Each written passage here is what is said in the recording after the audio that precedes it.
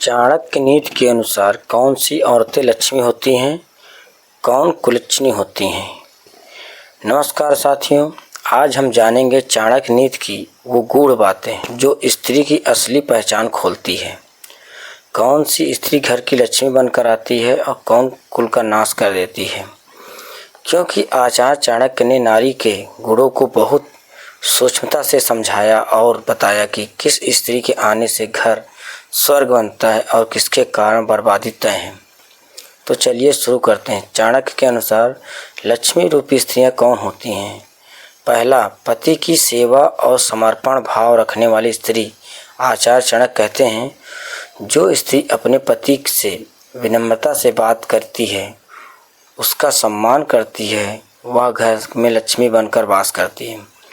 दूसरा, जो गुप्त बातें गुप्त रखें। स्त्री यदि अपने पति या घर की बातें बाहर न फैलाए तो वह बुद्धिमान होती है। ऐसी स्त्री पर चाणक्य कहते हैं, वह स्त्री घर की दीवारों जैसे होती है जो हर बुराई को बाहर रोकती है। तीसरा, संयम और मर्यादा में रहने वाली स्त्री अपनी मर्यादा जानती है, आचार विचार वस्त्र वाणी में संयम रखती है, वही गृह लक्ष्मी कहलाती है। वह धन नहीं गुणों के घर से भर देती है। चौथा, धर्म और संस्कार में विश्वास रखने वाली स्त्री। जो स्त्री पूजा पाठ व्रत नियमों में विश्वास रखती है और अपने बच्चों को भी वही शिक्षा देती है, वह लक्ष्मी भी बढ़कर होती है।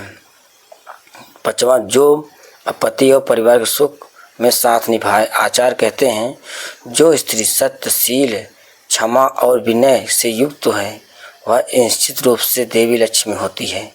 चाणक्य के अनुसार कुलच्छनी स्त्रियां कौन होती हैं। पहला, जो स्त्री ज़्यादा बोलती है और बुराई करती है। चाणक्य कहते हैं, जो स्त्रियां हर समय बोलती हैं, तर्क करती हैं और दूसरों की निंदा करती हैं, वे स्त्रियां धीरे धीरे पूरे परिवार का विनाश करती हैं।